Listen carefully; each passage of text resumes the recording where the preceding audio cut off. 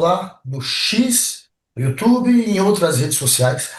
Vamos começar já quente hoje, hein? Vamos chamar de imediato o convidado do dia, o Gustavo Sampaio, ele que é professor de Direito Constitucional da Universidade Federal Fluminense. O Gustavo Sampaio manja muito de direito e está sempre falando aí com os jornalistas, e a gente, claro, vai ter o gostinho de conversar com ele. E vamos para cima já, Gustavo, da história do Flávio Dino. A história que tá todo mundo comentando, né? A decisão dele que pode, quem sabe, impactar na lei Magnistic, eu não sei se eu falei certo o nome desse russo aí.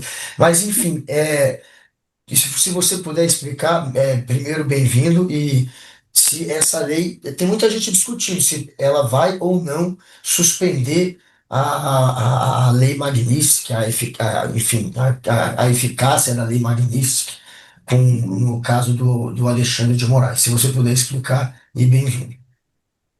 Muito obrigado mais uma vez pelo convite. Boa tarde a vocês, meus caros. É uma satisfação estar aqui, como sempre. Veja, essa decisão foi proferida numa ação que já estava em curso.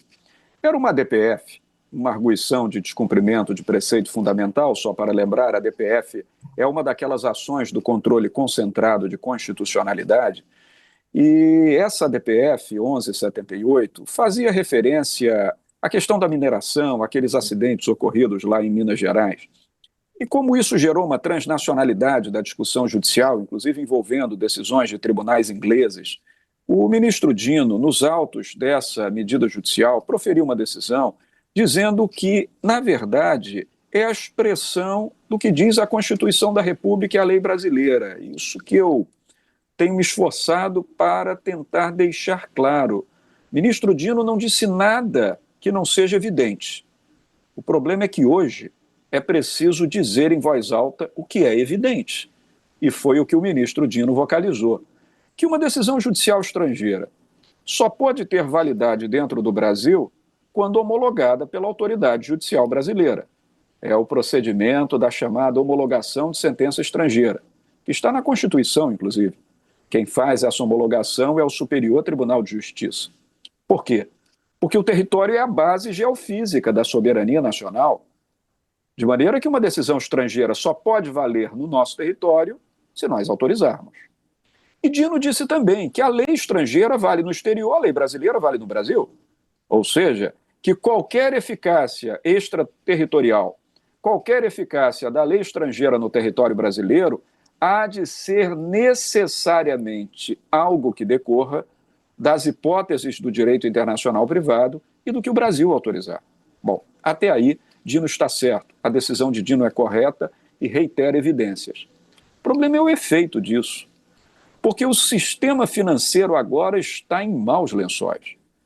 Porque, de um lado, o governo americano dizendo, se aceitar operação financeira, conceder cartão de crédito, fizer aplicação financeira em relação a essas pessoas atingidas pela lei Magnitsky, dizem os Estados Unidos, eu descredencio vocês e sanciono vocês.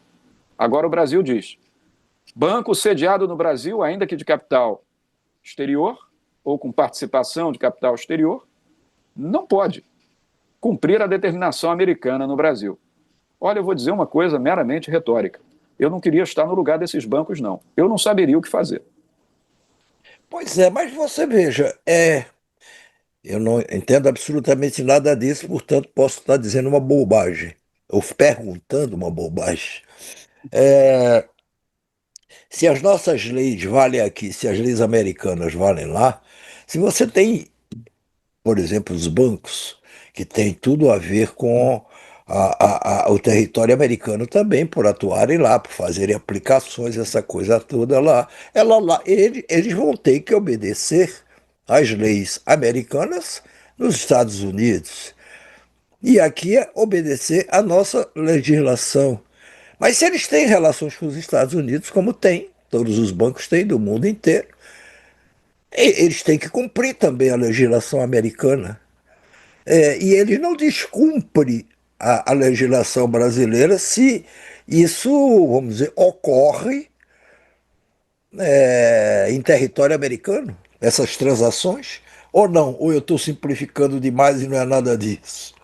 Não, você não está simplificando, Noblar. A questão é ótima e claro que você sabe muitíssimo tudo isso. A questão é outra.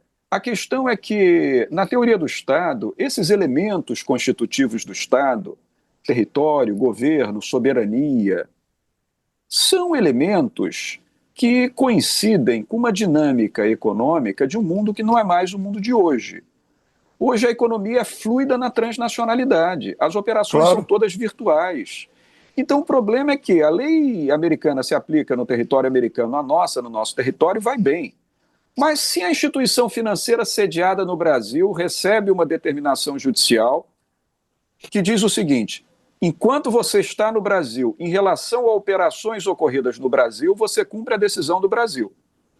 A instituição financeira responde: está bem, eu faço isso, eu cumpro.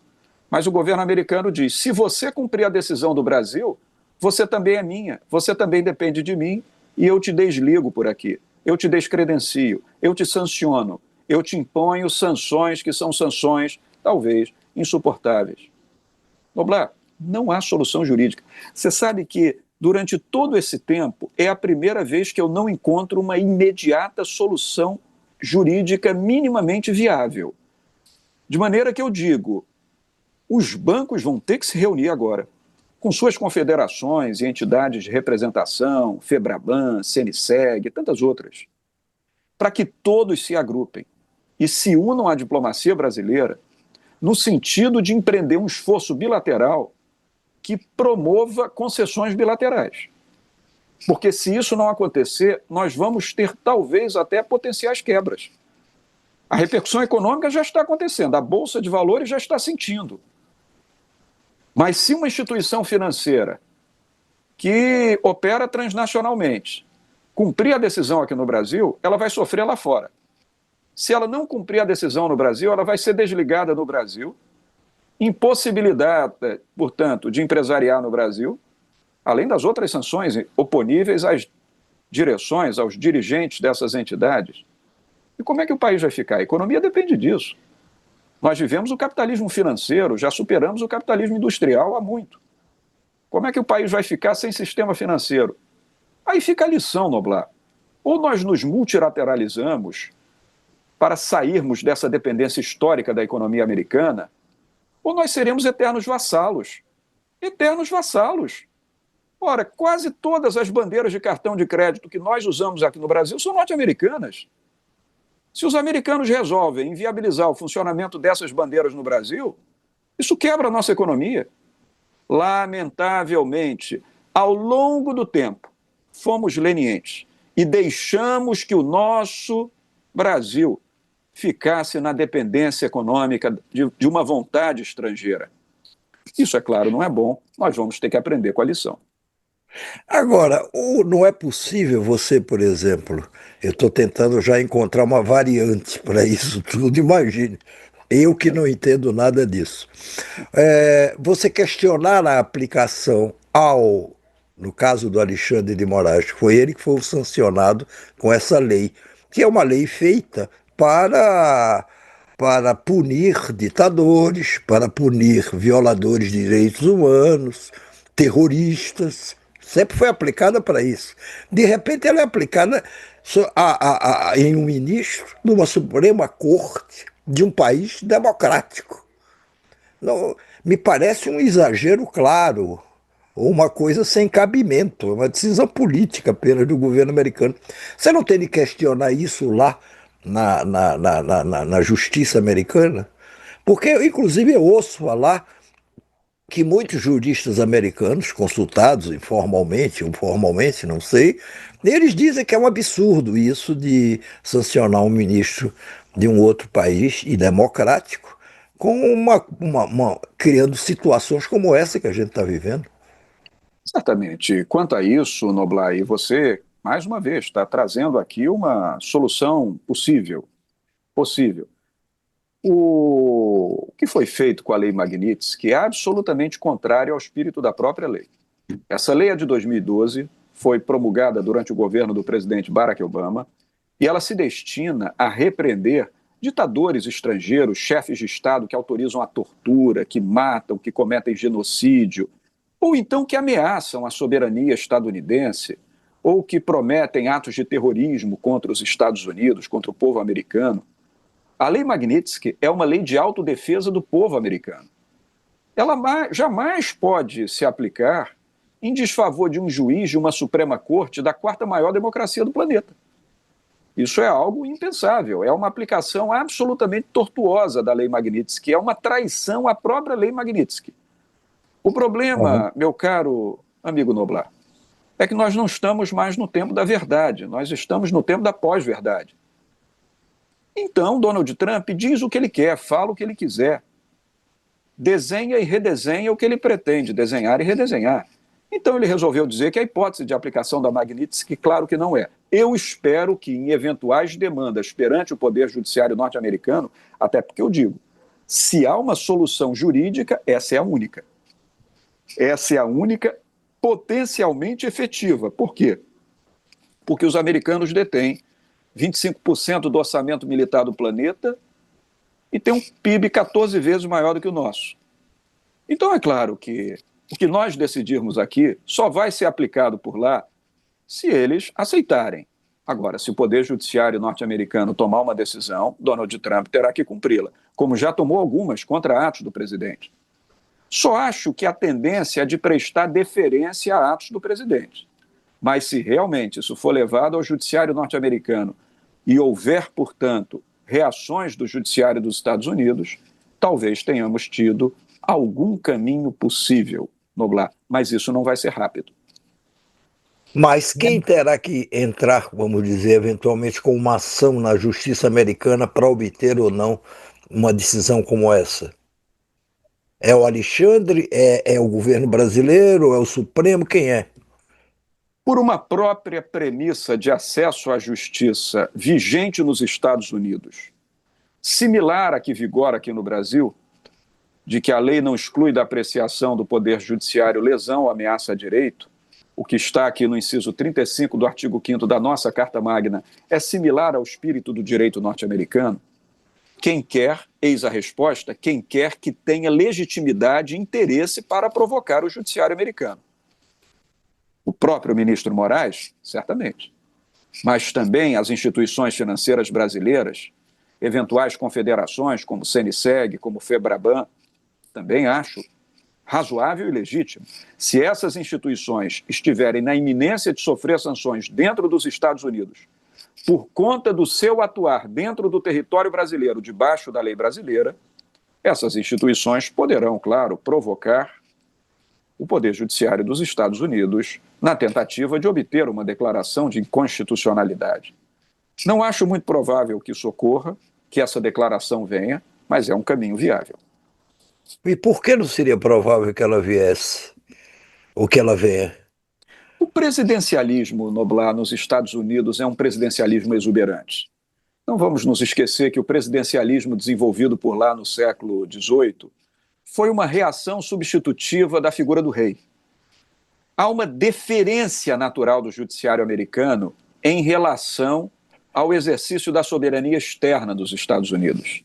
O judiciário americano não costuma discutir quando o presidente decreta uma guerra, quando o presidente determina uma invasão de Estado estrangeiro, uma operação humanitária, atos que são típicos da soberania.